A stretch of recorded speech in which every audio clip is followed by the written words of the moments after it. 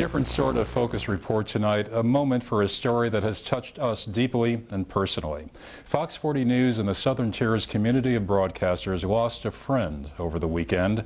On Sunday, our chief engineer, Steve Miller, long a vital asset to this operation, died suddenly and unexpectedly.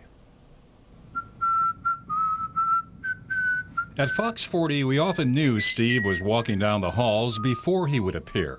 He'd head our way whistling some cheery tune, a welcome sound, especially when others might be down in the dumps. The happiest man I've ever seen. Nothing ever got him down, and that was great. That pretty much sums up our memories of Steve Miller. Over the more than 2 decades he worked at WICZ, his upbeat attitude was just what was needed at times when machines broke and technology failed.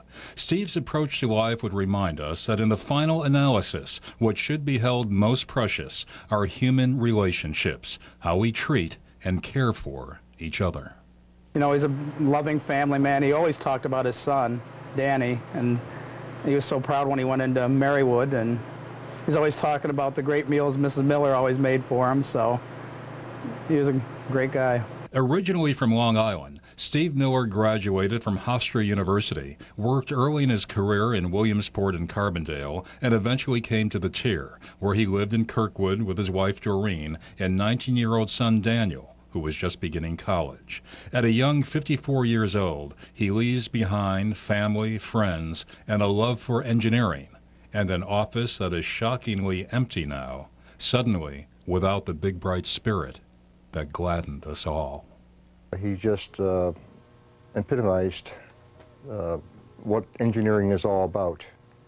Steve really will be missed. He is one of the guys that, you know, he'd always say, those fine folks. When things went wrong or things went right, Steve was kind of an easygoing guy that, you know, never took everything seriously, but, you know, tried to get the job done.